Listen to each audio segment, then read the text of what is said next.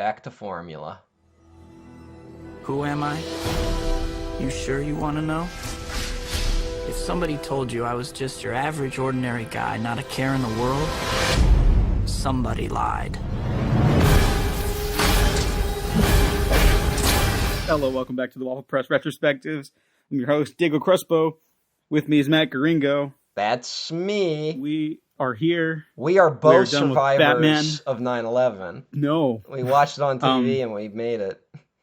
Oof, might cut that one. Hey, well, did you even know the attacks were happening as they happened? I was going to school in the morning. Same. I remember my mom watching the TV and being in shock and me not getting it. Yeah, I didn't know until after the school day was over. Although one teacher did break down and start sobbing in the middle of the day. So there's a fun memory. This is heavy for a Spider-Man episode. Oh yeah, we're here to talk about Spider-Man. All of them. Yay. Well, alright, no. One of us is probably going to be discussing all of them. Oh yes, Matt might be dipping out for a little bit. Do you want to say on here? I don't. I got prior commitments.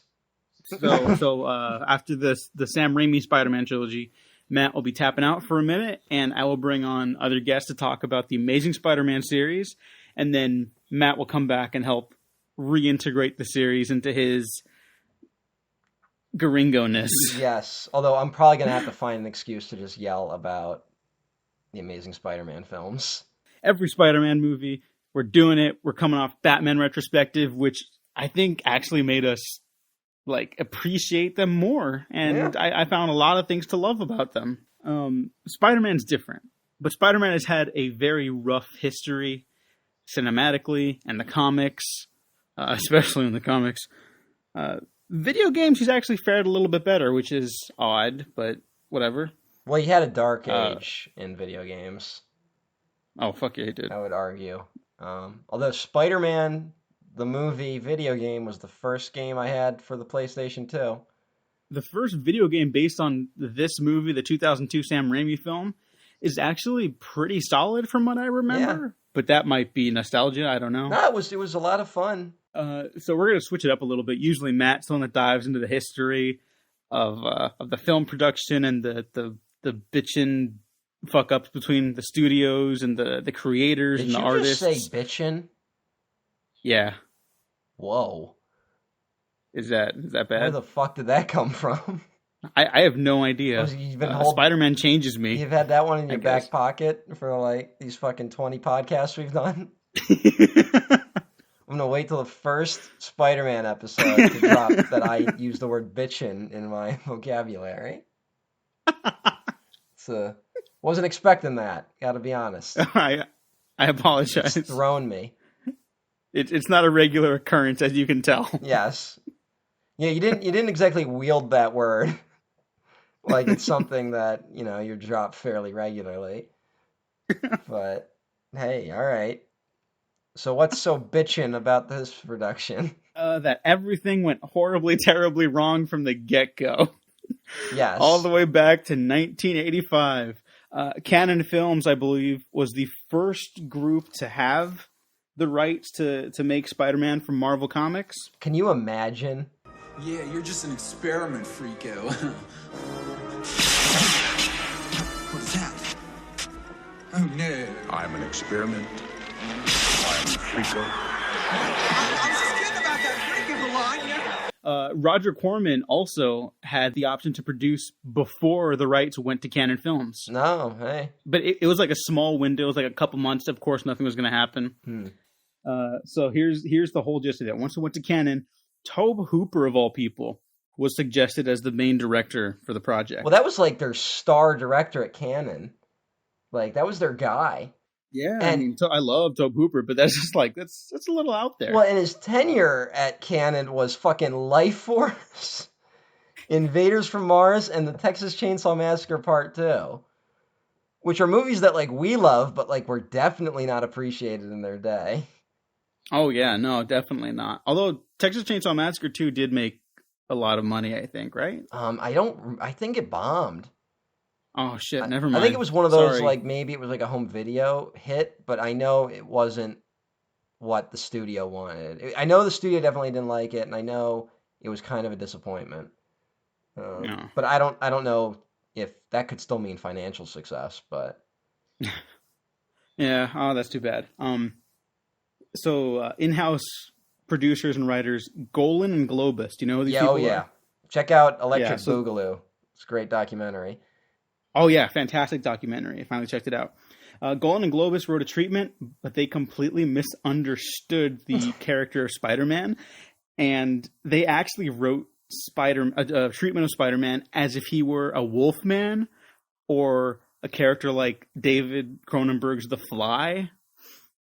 And yeah, and Peter Parker would have been a suicidal monster trapped in like some government scientist laboratory, fighting against a mad scientist with a group Wow. of master race mutations wanting to conquer the Earth. Not a bad. There's a couple of good ideas in there.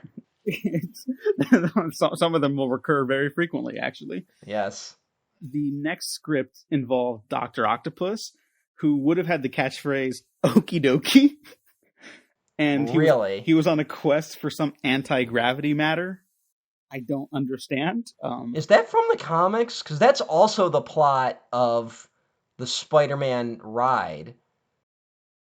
I have no idea. Maybe Marvel has this weird fascination with like teasing things like Graviton in Agents of S.H.I.E.L.D. for the 5 fans out there like me. Graviton's in that show, but they'll like never do anything with him until later seasons, and then they reintroduce him as a different character's origin. It's weird. I don't know. Something about Marvel and Gravity just doesn't work. Several bankruptcies and script treatments later, the rights wind up at Columbia Pictures with the famous James Cameron project. Mm-hmm. Electro and Sandman would have been the main antagonists here. And is this post Terminator 2? This is post Terminator 2 Cameron. So this is like Cameron on top of the world. Yeah. At the very least, it's during the production of Terminator 2. This would have been his follow-up to True Lies, because True Lies was like streamlined right after T2, you know? And did this come before or after? Because he also dabbled in maybe doing an X-Men movie. I believe this was before, and then it just kept carrying through to the after. You get what I mean? Mm-hmm. Electro and Sandman as the villains would have been reimagined as megalomaniacal parodies of corrupt capitalists. I'm sure it would have been very subtle. Oh, yeah. I mean, the whole capitalism angle is totally a James Cameron thing, so that's hilarious. But I just think it's funny that they had to specify corrupt capitalists. Well, because that's Cameron. Yeah. Cameron doesn't seem to really have anything to say about capitalism, but he does have something to say about corrupt individuals. So, I don't know what the fuck. I think he gets enough of it for the bare bones structure of his scripts. Not a great writer, but a great director, you know? I wouldn't say bad writer. No, not bad. Just he's broad. He's very broad. He keeps it simple. Sometimes too simple, but yeah, no. There's a value in just streamlining his stuff. Like Avatar being the biggest hit on the planet is not an accident, you know. So the Electro and Sandman their plot would have also included a master race of mutants that would have tried to welcome Spider-Man to their ranks before having to battle him. Why do they keep doing this? I don't know. This is also the plot of the musical. What is... Spider-Man's not an X-Man. You know, we might have to talk about the musical. I would love that so much. We might. But like because there's like 6 versions of it. I don't know anything about them other than someone fell and hurt themselves and had to shut it down.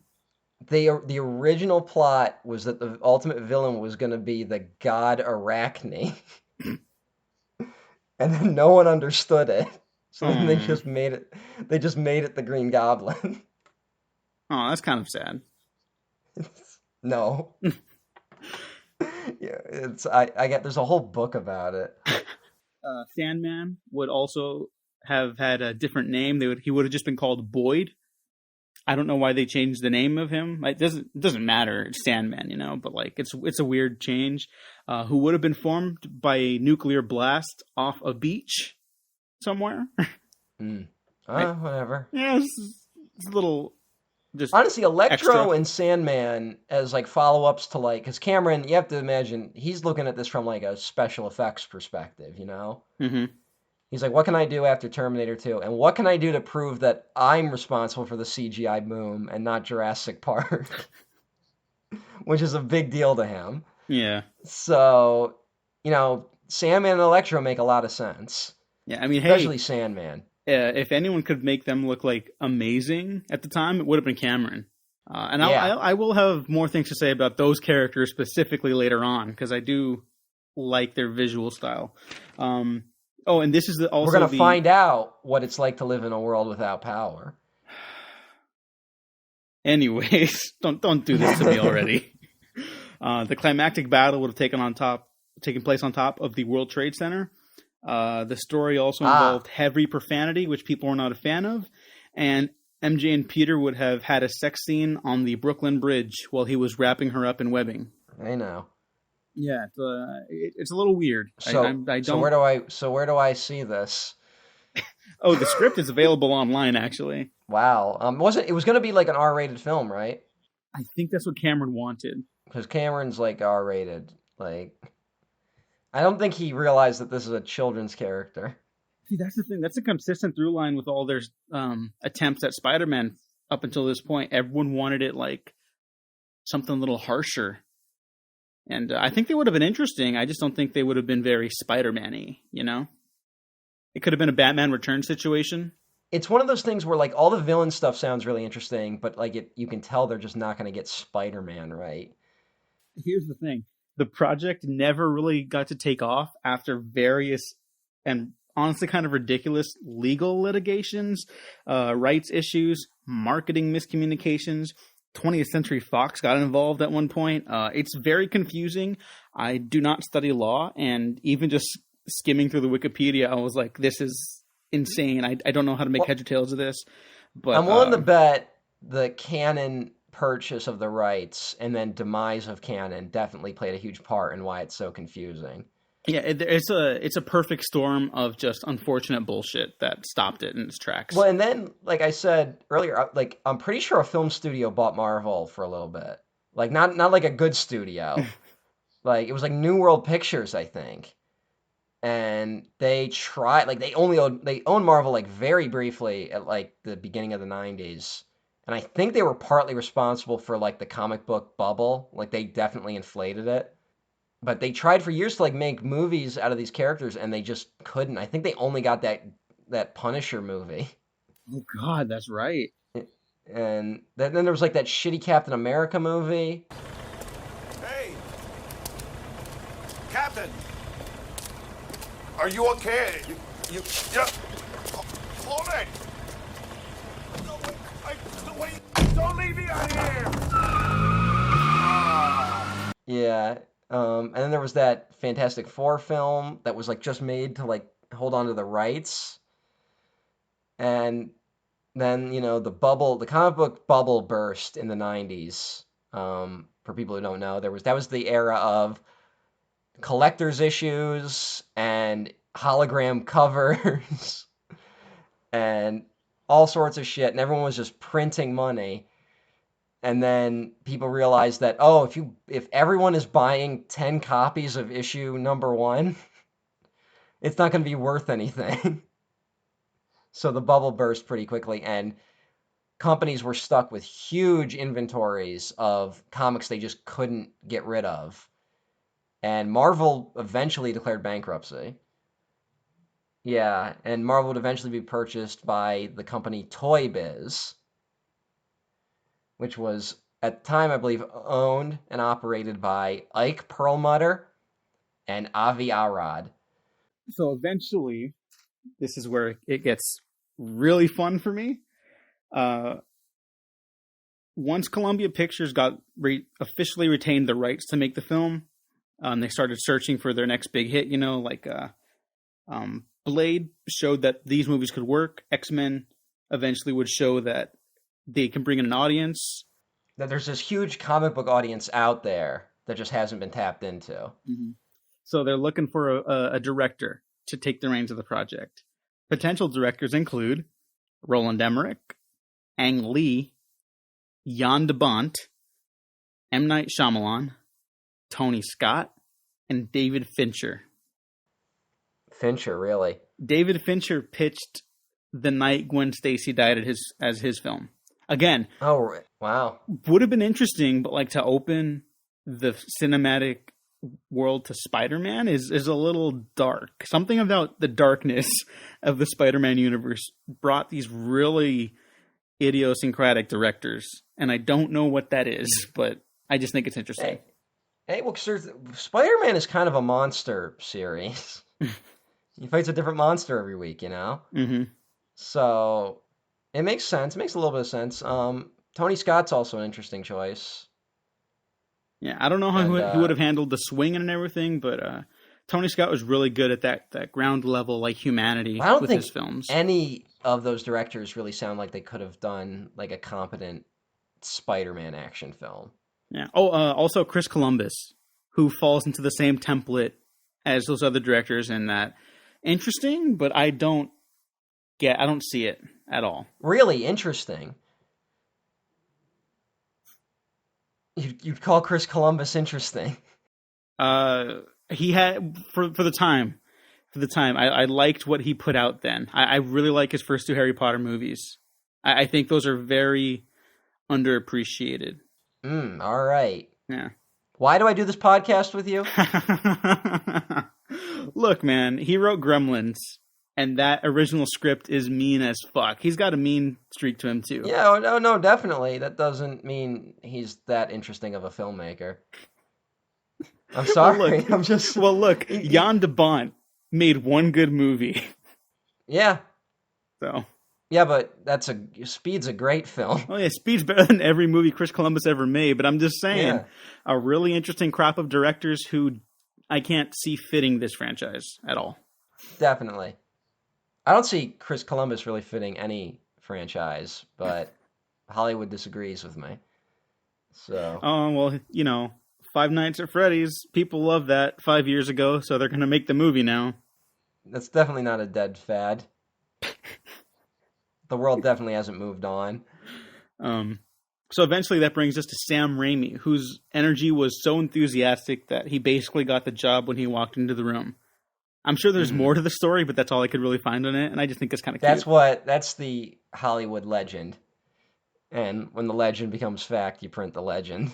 Mechanical web shooters were officially out by this point, because I think that was from Cameron's draft.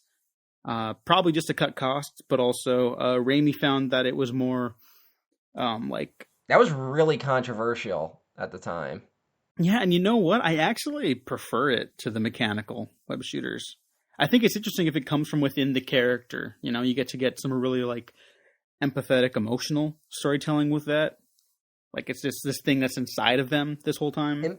It makes a little more sense that he is actually shooting bodily fluids everywhere. That makes a little more sense. Yeah. White bodily fluids. In case you missed that, it was a coming-of-age story for young men. Certainly a coming-of-age story. Jesus.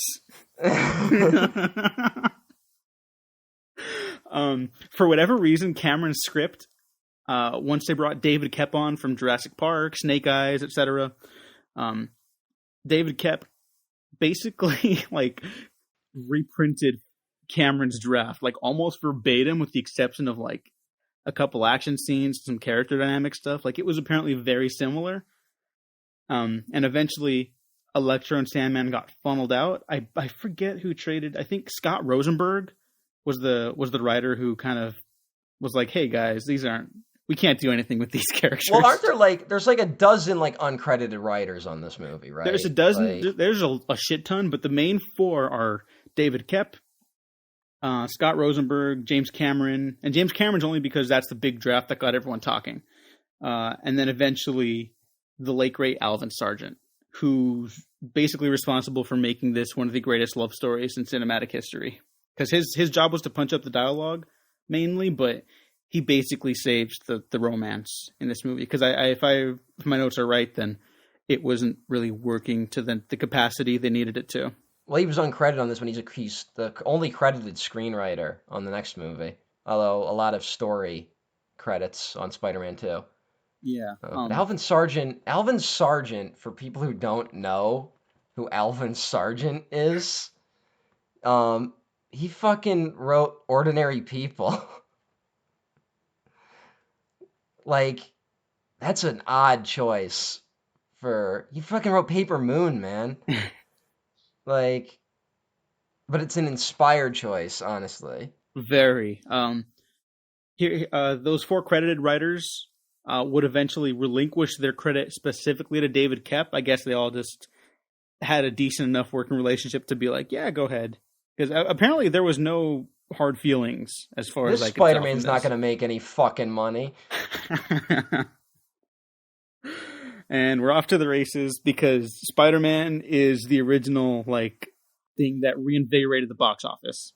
Let's just take a couple steps back, though. Because we got Sam Raimi's doing this, and this is at a weird point in Sam Raimi's career.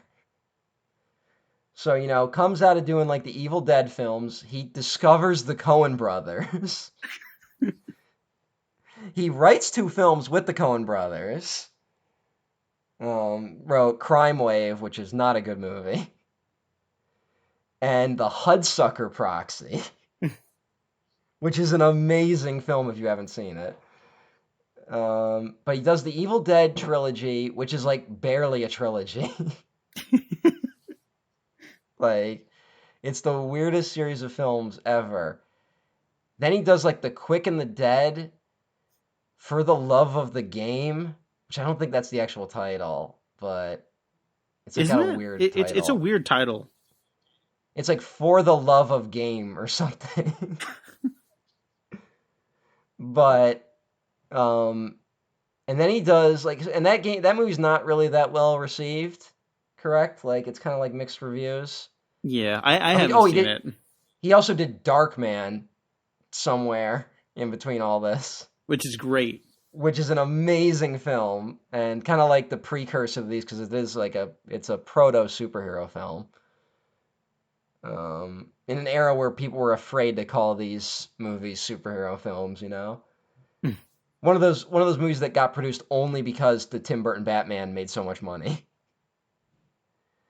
And then you get out of nowhere, I think right before this he does A Simple Plan, right? Mm-hmm. Which is his Coen Brothers movie. It is straight up Coen Brothers. And it's it's a sleeper hit, and everyone's oh, he's great. But even then, he's a weird choice for Spider-Man. I just can't imagine even though this movie, the first one, definitely feels more like he has some oversight happening. Mm-hmm. Where he's kind of you can feel the studio notes on this a little bit, but he's still given an unprecedented amount of power. I guess they just didn't realize what this was, is that it? Maybe. I think that's the big thing for these franchise retrospectives that we're doing. We're really talking a lot about some of the biggest hits in pop culture history. And the biggest ones always tend to be, well, I hope this works. They don't think anything of this being the next thing, because the truth is, you cannot think of the next big thing and have it be the next big thing. That's just not how the world works. That's not how art works. After Lost, everyone wanted the next Lost. After Game of Thrones, everyone's going to want the next Game of Thrones. That's why everyone wants to be the next Marvel. And it's just not going to happen, because that's not how the world works. That's not how art is made. And you can't predict success like this. All you can do is hopefully work with a good team of people who have each other's backs and who care about the project that they're working on. And there's a lot of care and love in these 3 films. And this is also at a time for Spider-Man specifically. Spider-Man as a comic book series is kind of on the downturn, right before the 21st century. He's lost a lot of popularity. The cartoon, there was a cartoon at the time that was popular, correct? Oh, yeah, yeah. Which was kind of there was that and the X-Men cartoon, which were big hits. Yeah. But X-Men, even though X-Men comics in the 90s really sucked, it was they sold a ton, but Spider-Man like went through the Clone Saga and almost like didn't survive it. Like it was so bad and so long that they didn't really know what to do, and they kind of did like a soft reboot to the whole Marvel universe. We suddenly got a bunch of series started over at number one. We had like Heroes Reborn and all that shit. And at this time, with Toy Biz taking over, the site was really set on we want to make movies. We want to sell these properties as movies, partly just to help get Marvel out of bankruptcy. So a lot of they reboot a lot of these comic series with the idea that we're basically writing these comics just to show to studios to be like, okay, here's how you make this into a movie. Which is also where you get stuff like Ultimate Spider-Man, which like came out in like 2000, you know? Hmm. And it's interesting because Ultimate Spider-Man is like a reboot of the whole series, right? Like it starts over from the beginning, retells the origin. Um, and then this movie takes almost zero cues from it, which I just find really interesting. This movie really is a throwback to the early years of the Spider-Man comic. Which is, I think, why some people are still kind of struggling with Mhm. it. Um, it's very sincere. It's very sincere, but it's also when I watch this movie, it feels like what it feels like to read those like the first like 50 issues of Spider-Man, you know? Hmm. Like the first chunk where it's like Stan Lee, Steve Ditko, and then later John Romita. And this movie like combines all three of those styles. And I think something people forget about the Ditko era is that he really got the acrobatics, the movements, like the shape of Spider-Man, but he also brought this incredible awkwardness. And frankly, Peter Parker's kind of an off-putting character in early issues of Spider-Man, you know? Hmm. And this movie, I think, really captures that. Not necessarily off-puttingness, but the awkwardness, definitely. Um, And I think people look at this and like criticize it for being awkward, but I think that's more Spider-Man than the thing a lot of people talk up, which is that he's kind of quippy. You know, that's like a big thing people talk about with Spider-Man, Yeah. and I think it's overly stated. He's definitely funny, but he's not the joke machine some people make him. Yeah, he's not a Deadpool. One, because Deadpool basically sucks for like 99% of the time. There is Uh, certainly stuff I like about the character on occasion. I'm not evil, you know. But the market is saturated. well, every hero quips now, basically from the Yeah, Marvel era. Like that's kind of their thing. I'm kind of glad that that they seem to now be finding that all the characters have their own comedic style, you know? Hmm. Like they're all funny. At least in the movies, they're starting to find that they're all funny in their like unique way. I think Brian Michael Bendis is generally a pretty good writer, but like when I read some of his stuff in the comics, not all of them, but on his lesser work, for example, they all sound very Aaron Sorkin-y. The characters are basically indistinguishable, you know, and that becomes a problem. He's definitely the Aaron Sorkin of comic books. Yeah, And I mean, and he has some great stuff. I loved Ultimate Spider-Man as a kid. yeah, I that is read probably his best work. Yeah, and but it becomes a problem when they decided Brian Michael Bendis write everyone because he kind of influenced the entire direction of the Marvel universe for the early 2000s, Yeah. and that becomes a problem. Although this was an era, I mean, I came in when I started reading comics, which was shortly after this. That was like the J. Michael Straczynski era, which definitely hasn't aged very well. There was a time I've pretty much read all the Spider-Man comics. There was a time when I was like really into Spider-Man. Just going to the library. I read all the Marvel. I just got the Marvel Masterworks. That was like usually what I did. Like after seeing this, I just immediately went out and got the first few Marvel Masterworks of Spider-Man and just read them religiously. So I know a lot of like the really early stuff, which is interesting because some of the stuff in this is stuff that won't get established until later in Spider-Man's mythos, but that's the benefit of doing a film like this, is that you get to take elements from like an entire history and organize it a little better than people who are like making it up month to month. Truth is, it wasn't always like this. There was a time when life was a lot less complicated. Peter, are you all right? I'm fine. Pete, look, you're changing. I know I went through exactly the same thing at your age. No, not exactly.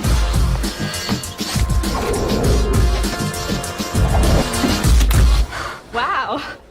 I don't know.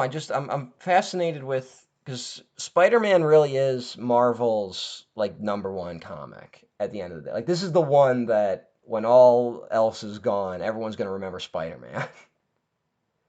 Like he'll have the longest lasting impact of all these characters.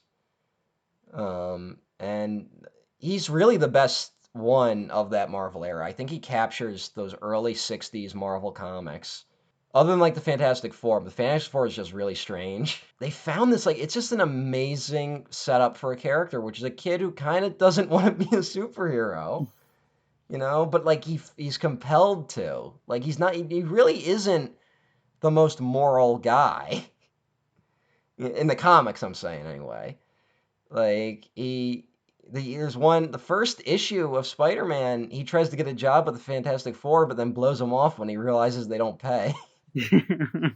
Like that's the thing. He's a superhero with very practical problems, but impractical stories.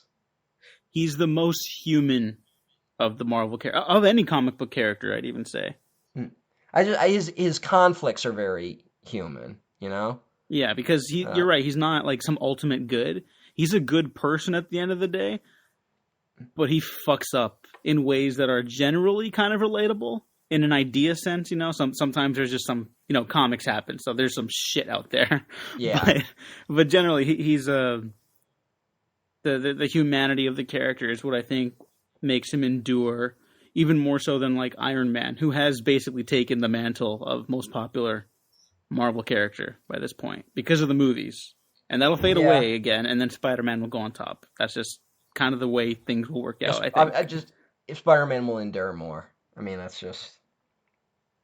Iron Man's all hype. I'm sorry, he's not... I've never heard it said that way. Am I wrong? I think so, but only slightly, because I agree with the Spider-Man hypothesis. I agree with your hypothesis. The whole point of Iron Man is that we should privatize war. No, we're not getting into that. I don't like Iron Man. Well, here's the thing I love about movies, specifically with the superhero stuff.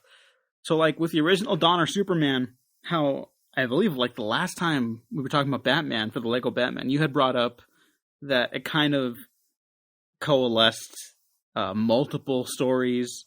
It saw the through line emotionally and thematically of the Superman character, and was able to take these ideas from comics and shape a narrative around it in a way that was impactful and purposeful.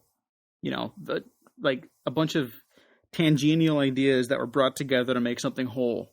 You know, a defining version of Superman for people. And I think this Spider-Man movie does the same thing.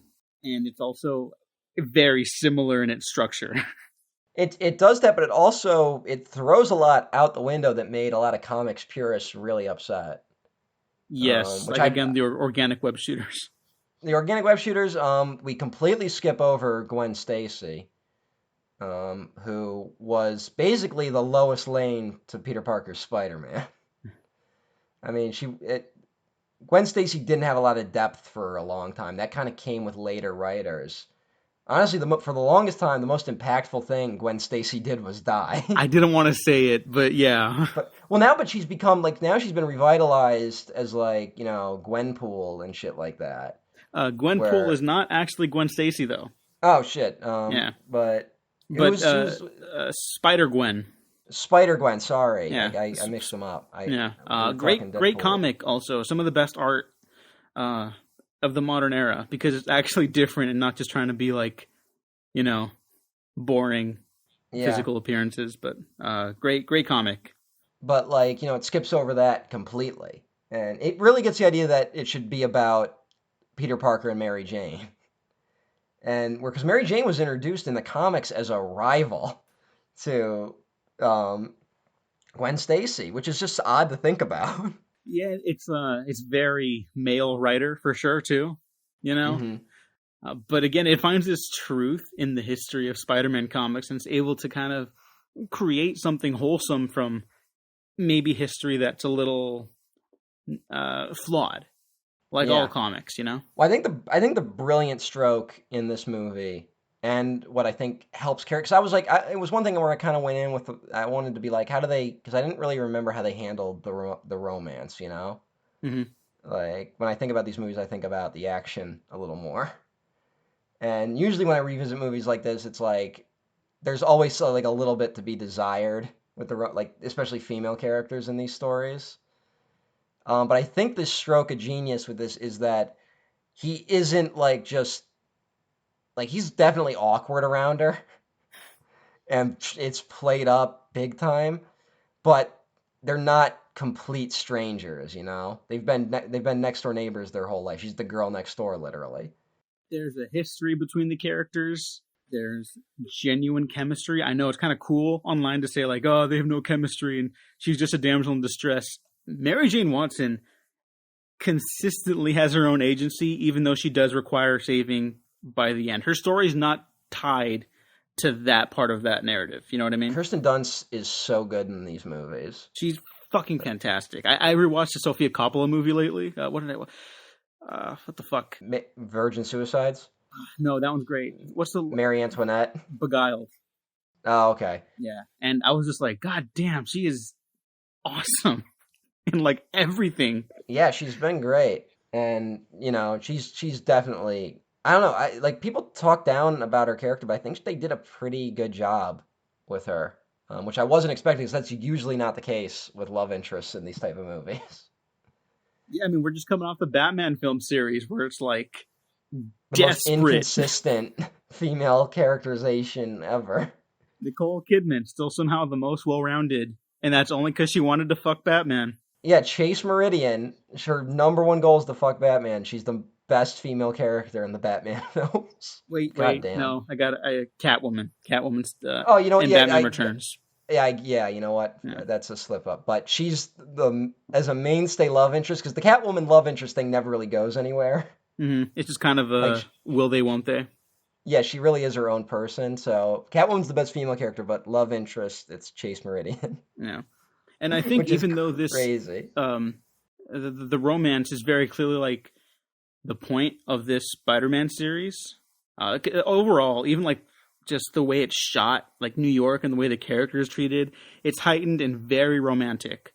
There's like this sweeping shots of New York that kind of fill you with like this great sense of like whimsy and wonder, even, And I've been to New York. It ain't no. Oh no, yeah, no. Now this is definitely like fairy tale New York. Yeah, Like, it's very emotionally fulfilling. Oh no, honestly, this is. I don't know. This is like one of those movies that just makes you feel good about watching movies. Oh God, yeah, man. And it's hard to even say, because it's just, it does so much that just feels right. And yeah, I don't know. And this, I mean, it might be nostalgia talk, because this is a very nostalgic movie for me. My dad snuck me out of school to see this. So I got like a big memory of me is that my dad like stopped whatever we were doing one day and made us gather around the computer as we waited for a QuickTime file to load of the scene where Peter Parker comes back to the house with a cut on his arm. And we watched that clip on our computer. And that was like the only trailer. That was the only trailer I saw for Spider-Man. Wow. Yeah. So here's one thing for me from that era. I was very excited for this. I don't remember watching trailers or anything, but I don't know. I probably saw some at a theater or something like that. The year Spider-Man came out, my parents got divorced, and my uncle took me to go watch Spider-Man. And so poor little Diego brain couldn't comprehend what life would be like with divorced parents, because no one else on the planet has divorced parents, right? Like, what am I going to do, you know? Oh, yeah. And so just hanging out with my uncle when I got to watch Spider-Man, and then I saw Peter have that close relationship with his uncle, I was like, it changed my world. Mm-hmm. Like that might have saved me from like having little kid depression at the time. Like it was a magical experience. We'll get into it, but there are moments in this where like it was like the first time you have these like movie moments for me. So like there's definitely a lot of nostalgia for this movie for me. Again, I think I pride myself on being able to be like, yeah, no, this probably didn't work, but I still love it anyways because it makes me happy. No, this is also like a perfectly directed movie with like it's for what incredible set pieces. It 100% achieves what it's going for. You might not be on board with what it's going for, but it gets what it's trying to do. With great power comes great responsibility. This is my gift. Wow. It is my curse. Who are you? Who am I? I'm Spider-Man. All right, let's talk about the cast. Tobey Maguire was cast as Peter Parker, as Spider-Man. One of the leaders of the Pussy Posse. Yes, I was going to say that. Okay, I had to throw it in there somewhere. I didn't know if you were gonna. Part of Leonardo DiCaprio's Pussy Posse. Which is that what he's most famous for at this point? I don't know, maybe. I know. Well, because I only really know him from these movies. And he's really good. Again, like very awkward, but he's got this warmth about him. Like, I believe that he's trying his best all the time. And I think he's trying his best, but he's also, like, genuinely a creep at times.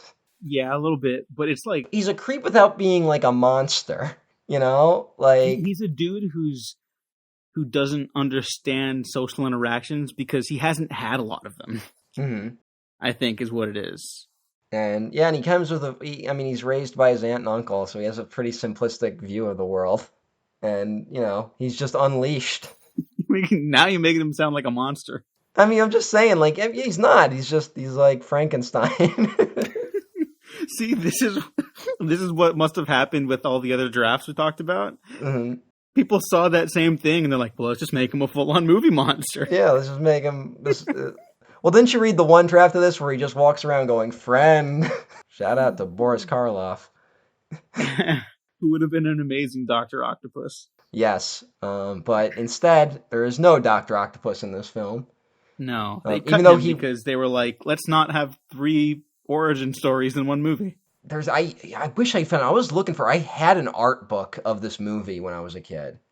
Like a really high-end one. And it had some of the artwork for Dr. Octopus for this movie.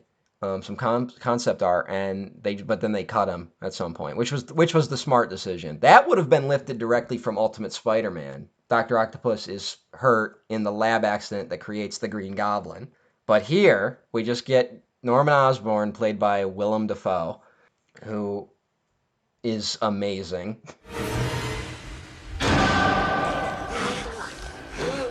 Back to formula. He is all... You know what amazed me about his performance rewatching it? He's basically 3 people. No, he has such range, you're right. But he's also, like, always at 11. Like, no matter what version of himself he's playing, he's, like, the most version of that self. This isn't a criticism. I'm just going to say I really like the Green Goblin and Norman Osborn dichotomy a lot, because Norman Osborn's basically just, like, a smarter version of Donald Trump. Yeah. And then the Green Goblin's like this medieval fantasy monster. And it's like, yeah, that's a great disguise, because how would that even, like, you would never connect those two together, right? They're both assholes. And if you found out Norman Osborn was a supervillain, you'd be like, well, yeah, that makes sense. Yeah. But not those two together. And in this movie, this is not a criticism. I just think it's very funny at the end when Peter's like, Mr. Osborn, like, he's surprised. Yeah. Because it's like, yeah, no shit, that dude's like a supervillain. You know how much I sacrificed? Goddamn, this guy played Jesus Christ. Like, what a choice. And he makes a lot of choices. and they're all It, endlessly entertaining. I think these films also tend to borderline on camp. Maybe camp's the wrong word. I don't know, but they get very close. I think, Yeah. anyways. But you know what I really like about his performance? That it's the greatest ever. No, but like that he is a genuinely warm guy in front of Peter Parker, right? Hmm. Like he's a fairly friendly person, but there's like a sinisterness underneath all of it. And we only really get glimpses of it in the scenes when it's just him and Harry, you know? Yeah. And we really don't get a glimpse, like we don't get a full glimpse of, like you can put it together, but you don't get a full glimpse of just how fucked up he is until like much later in the film. Like you kind of almost wonder if he was a nice enough guy that then got turned into the Goblin and then went crazy. But then, like by the end, it's like, no, he wasn't a good person. Yeah, he was always in this universe. He was always going to be that, which is also an interesting idea because for this Spider-Man trilogy, the majority of antagonists, at least, even the non-supervillain kind, have a humanity and an empathy to them. Norman Osborn kind of doesn't. Not to the extent, anyways. There are moments, but it's also like he's kind of the one that can't be redeemed, you know? Mm-hmm. Like he can't be helped at the end, whereas a lot of these characters can be. But he can't. He's fucked from the start. But as we get his son, Harry Osborn, played by James Franco. Maybe the greatest performance he's ever given outside of Spring Breakers, I think. Or Pineapple Express. Oh, he's so fucking good in that movie. He's really good in Pineapple Express. I mean, it's become a thing, but he is very good in it. Yeah. When I was rewatching these for the first time, like a couple years ago, it had been a while since I was regularly watching them. Now I do it like almost every month. James Franco really stood out to me, where I was like, this dude is perfectly pathetic. Yes. Like just perfect little weasel, constantly like a thorn in Peter's side and MJ's side, but like also like you do feel for him, like he's trying to live up to his clearly emotionally abusive father. Yes. But also like not finding any like sort of anything to fill that void inside of him. So he's like, well, if I can't have what I want, then I'll take what Peter wants. I'll ask out MJ, and all these relationships make sense. Yeah, and it's so interesting that it's actually a pretty deep like relationship drama at the heart of it. Like it's for a movie that really it's for children. Oh yeah. The villain of this movie is called the Green Goblin. Like, and he laughs and he looks like a fucking Power Rangers villain, but like it's a movie about a guy who started dating the girl that he knows his best friend has always loved, just because he blames his friend for stealing his father's love, which his friend never tried to do. Like that's like something out of ordinary people, Like that's crazy that's in this movie. And I was also kind of surprised how little James Franco was in this, because now I know him as like, you can't escape James Franco, and now everyone hates James Franco. Yeah. But like he's a supporting character, especially in this, and more so in 2. And that's interesting to me because like he was really being teed up for like finally, it was like saving him for a third film, And movies we'll don't get to that.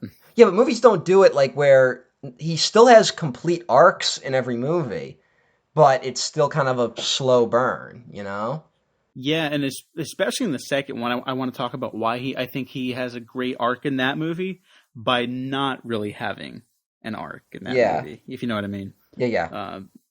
But yeah, no, the supporting characters all have this great like dimension to them. Like they all have got their own things going on, which is again why I'm a really big defender of the romance in these films. MJ has other things in her life, other problems. She comes from an abusive household too, which is why I think she does have a genuine connection to Harry, and I think he does too to a certain extent, but could never really understand that because that's not why he's going after her. You know what I mean? And how she has these hopes and dreams that are completely unrelated to Peter, And, you know, we're not following her specifically, so we don't get to see her, like, kind of rise and fall, so to speak. Well, Or, it's interesting because from the start of this movie, Peter Parker's in love with MJ, right? Mhm. Like, so it's not a movie about him falling in love with her, but it is a movie about her falling in love with him. You know? Yeah, and him coming to the realization that he can't handle that with his Yeah. new responsibilities. Yeah, that's a whole other thing, honestly. Which is, I mean, that's the whole plot of the next fucking movie. But it's just interesting because it really she drives a lot of the emotions of this, and goddamn is she good. We also got Cliff Robertson and fucking Rosemary Harris as Uncle Ben and Aunt May. Heartbreaking performances.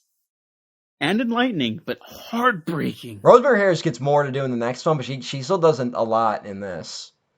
But Cliff Robertson's really selling it. Like, he really is. And you know what? I went in this movie, 8-year-old Matt did not know the Spider-Man story. So I did not know where Uncle Ben was going. I didn't understand that was like, you know, it's like going into Batman not realizing his parents are going to get killed. Why are they going down that alley? Oh, no! Well, what's interesting, again, just to compare it, because I think Spider-Man really is a good comparison to Batman. Not just in terms of popularity, but in terms of, like, male superhero. Mm-hmm. But one thing about it is that Batman becomes Batman in response to his parents' killings, but Peter Parker is already Spider-Man before the death of Uncle Ben. It gives him focus later, you know? Yeah, and to go to that human dimension that Peter Parker has, he's indirectly responsible for the events that lead to Ben's death. That this is a big thing, and I'm open to adaptations playing loose with continuity or like the original like story versions of themselves, right? Like whatever they need to tell their version of a story, go ahead. I think it's a mistake to have films that don't have Uncle Ben. I'll get to that later. I just want to say that I think this movie kind of does it perfectly, and it's very unfortunate that other movies have to follow that. Yeah, well, that's the thing, because they tried it again, and it really doesn't work. Oh, no, yeah, that's... And oof. Honestly, if you can't make it work, I'd rather not do it if you can't make it work, honestly. I need that dimension.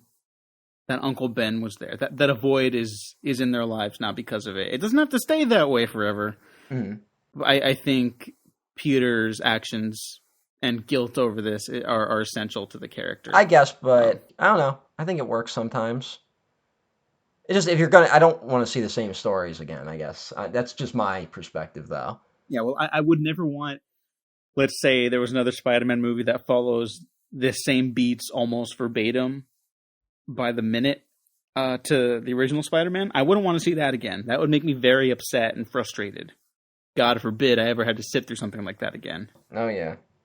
I'm not asking for that for sure. Or even like to see Uncle Ben die again. I just need to know that there's a presence there. Or was a presence there. So you don't see that haunting Vietnam stare in Tom Holland's eyes? But no, the Uncle Ben dying scene is still a real tearjerker too. Oh no, it's interesting because like he gets last moments with him, but like Uncle Ben doesn't say anything great on his death, you know. He just dies. Like, that's brutal. It's brutal and just brilliant writing. I feel like that was an Alvin Sargent thing. Maybe, yeah. It feels like it doesn't take place in that like romanticized version of New York. This feels like a genuine tragedy pulled out of the headlines almost. Yeah, yeah. Like he had the last time he saw him, he just gave him the great power responsibility speech. Yep. And then he rebukes that, and because of it, he dies. Yep. Exactly. And I mean, if you want to talk about something shocking, as a kid, I mean, that scene, you know, when the guy robs the wrestling dude, and then Peter lets him go, and like I'm 8, I don't know where the story's going. I'm like, yeah, let that guy go, fuck him. Like, yeah. Honestly, yeah. So like this movie, that whole reveal, as obvious as it is to an adult, for a kid, it was a real gut punch. and that's definitely influenced a lot of me growing up. But we'll get to more of that because we got to talk about the one ultimate performance in this film. Put an ad on the front page. Cash money for a picture of Spider-Man. He doesn't want to be famous, and I'll make him infamous. J.K. Simmons as J. Jonah Jameson is the greatest comic book performance that there ever has been or ever will be. You cannot top this. There's no more perfect casting. It is so good. I mean, holy shit! Like, did someone tell J.K. Simmons that he was destined to play J. Jonah Jameson? Because like it's you couldn't have picked a better guy other than like Arnold Schwarzenegger as Conan the Barbarian. Like you can't find a guy who's more perfect for J. Jonah Jameson. And it says a lot that all the reboots that have come since have been afraid to do J. Jonah Jameson. As a result, I mean, that's something I completely get. It's like, yeah, I wouldn't know what to do. Like you just what do you do? I know. I would just get him. No explanation. It's just J.K. Simmons again. Yeah, you know what? As long as we still got him, fuck yeah, why not? Just do it. I mean, he's perfect. He's got a lot of free time now that he won't be playing Commissioner Gordon anymore. Oh, he got so cut for that role, and I don't know why. Neither do I. I also want to give a shout out to Ted Raimi. Yes. As the Hoffman. whole newspaper group is great. Yeah, incredible cast, filling an incredible story. Honestly, simple again, a movie for children, but so much heart, and it really. It reminds me of why I love going to the movies, and I have not seen this first film on the big screen since 2002. But one thing I gotta say, there's a little bit of a clunkiness in the beginning of this film. Like, it's not the worst thing ever, but, like, to me, I don't get why, like, maybe you could have tied these genetically engineered spiders to Oscorp. You know? Like, that's the thing other versions have done, but... Yeah, the other versions have done it. The problem is that they tie everything to Oscorp. Yeah, that's too much. I would agree, that's too much. But I'm just talking about one villain being tied to Oscorp, or one occasion of Spider-Man's journey being tied to Oscorp, specifically with the Green Goblin. I'm cool with that. Yeah, just I just make think it the one. In this story, it would have worked better if, like, if Willem Dafoe's like, oh, I'll let the class go on a tour of Oscorp Labs, and James Franco's all embarrassed because of his dad and all that shit. And I don't know, I think that would have been, it would have made the story a little tighter. Yeah, I think, it probably would have run smoother. This is one of those situations, I think, where, like, on the page, like, let's say I was a script reader for Sony Pictures back then. I would have been like, hey, guys, why don't you just tie it together, like you said? Yeah. But then when you watch it in movie form, it's like, well, it's not really an issue. They're just not connected, and then their journeys don't connect till the halfway mark of the film, right? Mm-hmm. Like, I can roll with that. Like, there's this whole saying on Twitter. I've been seeing it a lot recently, where they're like, you can't make a great movie without a great script. And I'm not condoning that you don't go into making a movie without a great script. I'm just saying, what the fuck is anyone talking about? You do not. What the fuck? Well, that's just not true. You should never overemphasize one element of filmmaking. Yeah. And also, the people that usually say that, they're always talking about a very specific type of script, Mm-hmm. Like one that fits a very convenient 3-act structure narrative. Yeah. And for a movie like Spider-Man, yeah, maybe. But to me, I think that, because I do have a problem with, it just is like a little, like, again, it's like a very minor hiccup for me, but like, it's a very interesting coincidence that these two things just happen to happen side by side.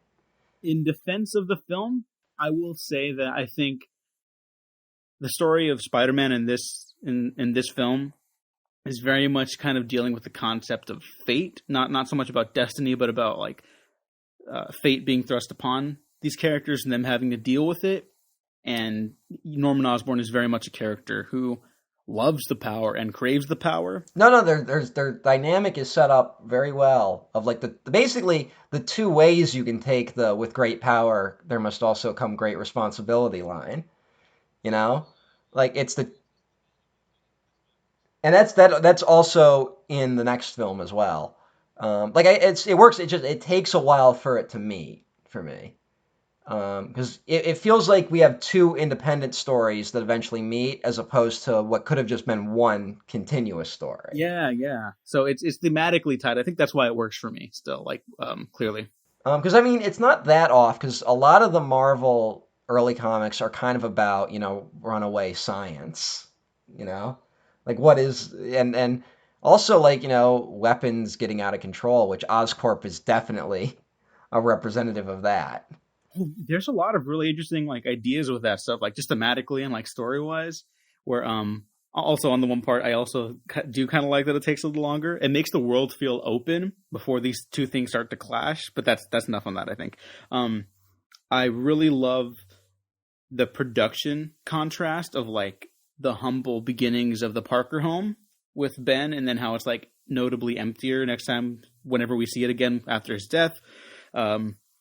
The high society of Oscorp, just the way that they're contrasted, like with the Osborn residence and where Peter comes from, and how it's consistently like it's a noted aspect of the production, tossing these two characters into grounds that they should be like on even playing fields with the Goblin flying around everywhere and Spider-Man swinging around. I just thought that was very interesting, the way that they frame these characters when they're in and out of their costumes on the rooftops, and who's kind of looks more comfortable there on a regular basis. I think a big reason for the success of the superhero genre right now, specifically Marvel, because I mean, I'm not trying to ruffle any feathers, but Marvel has had much better success in terms of, popularity than DC, with the exception of the Batman films. And that is because I would argue that the Marvel comics all kind of take place in this near future, We're kind of living in that near future right now. Like, this is the perfect era for, like, we're right on the verge of a lot of technology, like, taking us in a weird direction. So, like, that's why I think these films are really hitting right now, and also why I think we will hit a point where they're just going to die, like, really quick. And when that's going to be very soon. Peter Parker is kind of the best version of it because it happens to him by accident. He didn't sign up for the military. He didn't build an armored suit. He's a complete accident. And even the Hulk, who is a monster, he was experimenting with the stuff. So I think it makes him unique in that way. It really does. And I think there's also, to bring it back to the production thing too, of the suit not having like the moving eyes or anything like that. Like, that's just like, it seems impossible for the time back then. Oh yeah. But it's also kind of like this cool, again, a contrast to the Goblin thing where the Goblin and Norman Osborn, they're just bad guys. Again, with like dynamic dimensions and like even an empathy to those characters, even though they're villains, There's an empathy more than there usually is even in the comics. I mean, most of Spider-Man's villains aren't that empathetic in the early comics. Yeah. And the film does lend them that aspect too. But I think it's telling that like there were a lot of complaints about how people wish the Goblin had like a more expressive mask. I'm no longer on board with that. I think this is exactly what this version of the Goblin needed, because he's just basically operating in one mode, I don't think the mask is the problem, but I don't think they quite got there with the suit. Like, I think the Spider-Man suit looks great, This is still the best Spider-Man suit, I think. It looks really good. I like the 3D webbing they kind of have on it, where it kind of stands out.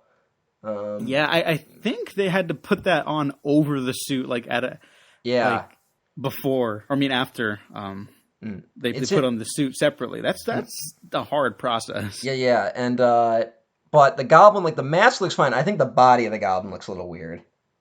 It's with the big body action shots. Yeah, it's a little funky. It's like trying to be like high tech. Like it's trying to be like, he's like high tech and military versus kind of like Parker, who's more naturalistic in a way, and it just I don't know it feels a little off compared to, but not like I wouldn't say a disaster.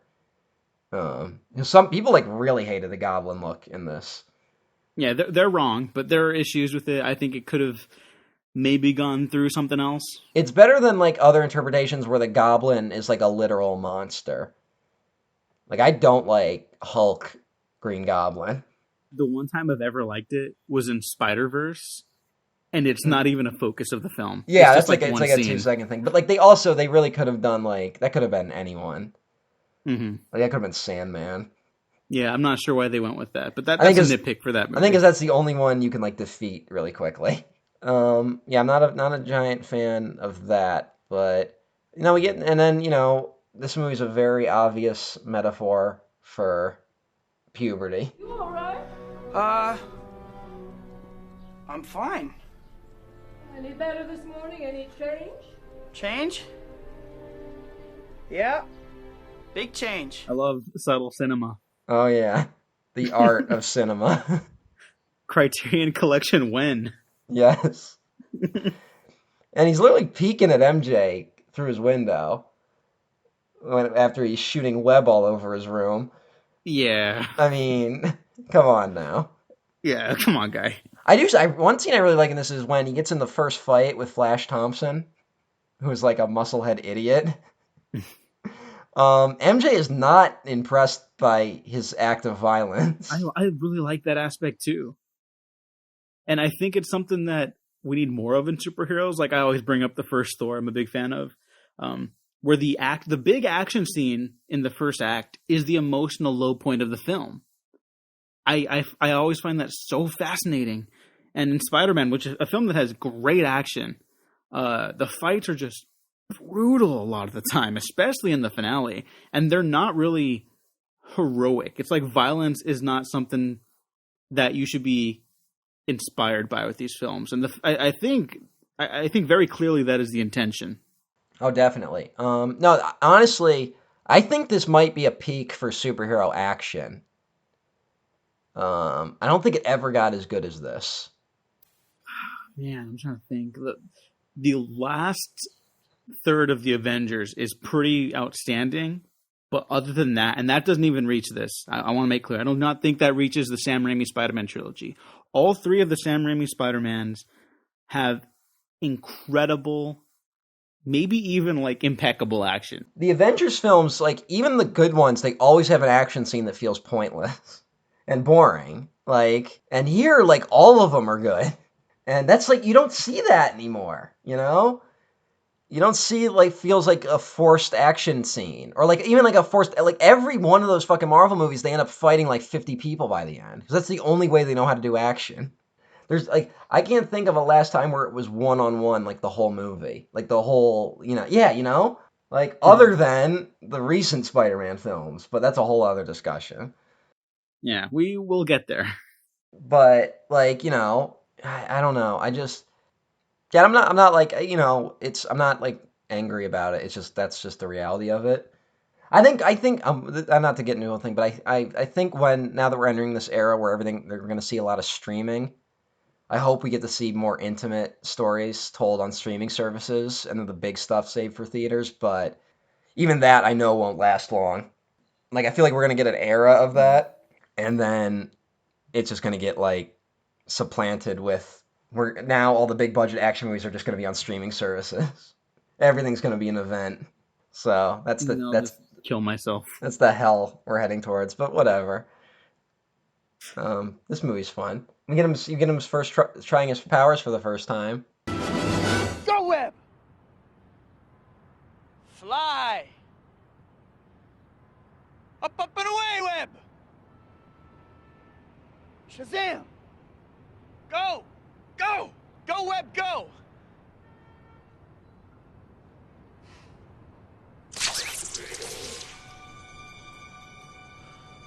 I really love that. That really cracked up the theater, I remember, when I saw this. But I don't know. We get Peter and MJ in the backyard. We have that discussion And they talk about their dreams. Again, where it's not like, each person isn't like trying to stop the other person's dream in some way. Like where Peter wants to be a photographer and she wants to be an actress, and they both encourage each other, You which is mean like a rare. healthy, functioning relationship on Yeah, film? Where one of That's their so weird. yeah, although one of these elements will become weird by the third movie, and then we get the brilliant cinematic moment of cool car.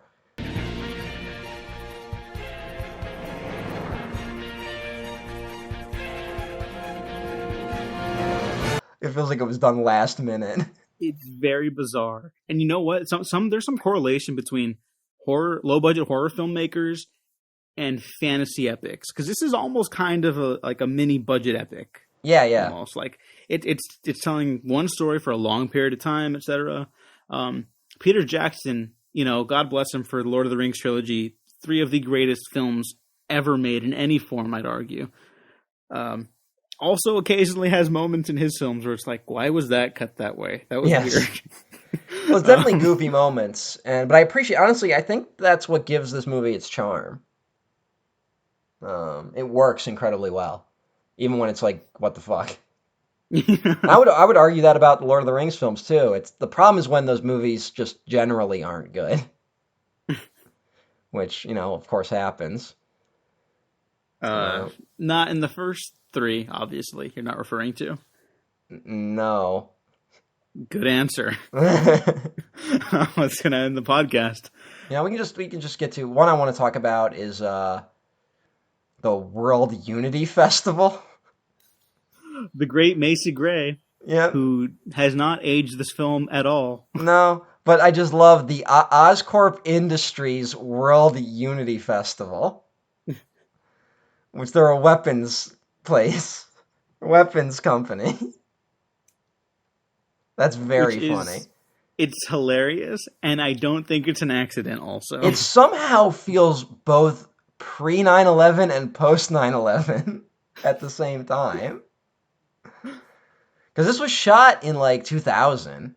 Like, they shot like it finished filming like early 2001. And so the world changed while they were making it. And I don't want to jump ahead too far, but I think this brings up a point that I did want to bring up throughout this trilogy. Even though some of the characters, or I guess the first 2 villains, are essentially scientists, each entry in the trilogy has very different villains, even when they occupy a similar thematic space. So the first film is a military contractor. The second film, it's a scientist with a broken dream. The third film, it's about a lot, and we'll get to it. Yeah. But it is about how everyone has problems. Everyone is very flawed. If you want to talk about me having a problem with the 2 like creations of the Goblin and Peter Parker like not really meeting up well, I definitely have problems with the 3 villain introduction in Spider-Man 3, which are so disconnected, it's ridiculous. It's a fun time. We'll get to that though. Yeah. But I was just rewatching these, really shocked me how different they were. It's just a nice change of pace. Yeah. I got to talk about though that when the pumpkin bomb kills the board of directors for the Oscorp company, it's so goofy now, but it like terrified me as a child. You know what? It's goofy, but it's that weird kind of like, haha, that's cool, in a way that's also like really unnerving. Like, haha, yeah, you kind of got to laugh at it, because the thought of being vaporized is actually really horrifying if you spend more than 5 seconds thinking about it. Yes. It's still a scary image to me. Yeah. Great production on that fight scene too. I just gotta let you know, I do have a note here that is just one line. It says, Willem Dafoe, crazy acting. I surrender. And it's the scene of, it's the scene of him talking to himself in the mirror. Oh, it's fucking amazing. I think maybe we should just stop, because we are kind of just gonna, for the rest of the movie, just go like, great scene. Because we really do, we kind of just love this movie. But you gotta check this movie out if you haven't seen it. What the fuck is wrong with you? I just want to touch on the ending. Yes. Including the bridge, the final fight, and then the absolute ending. So when the civilians of New York essentially save Spider-Man in his fight with the Green Goblin, again, shot before 9/11, finished after 9/11, it occupied this very interesting space, I think, in American pop culture. I think something that was maybe necessary. Is that going to sound weird if I say that? Like, I think it's something people really desired and craved, like, not just movies as an escapism, but like something a little more inspiring. We needed, at this time, America really wanted someone to tell them that everything was all right. Yeah. Because we were kind of losing our minds at the time. Not sure if those sentiments worked out in the long run. I would argue no. But yeah, it was it was a time of, like, when the Yankees would play in Boston, and Boston would be like, "Go Yankees!" Like it was that era. It was like Rudy Giuliani, he's a hero. Goddamn, at least he didn't have a cameo in this. Like, that's that's the other way this could have gone. And the final fight between Peter Parker and Norman Osborn in that like decrepit like building with the brick walls and everything, amazing, and it's just so brutal. Every punch is like the worst thing that's ever happened to someone on screen. Oh yeah. There's like blood and sweat flying everywhere. The mask is torn to bits. And I like that, like, the bricks are like kind of flying around. Like, I do like this movie does this weird thing where it will go from like a real world location, or at least like a facsimile of a real world location, to an obvious set. And it like works super well.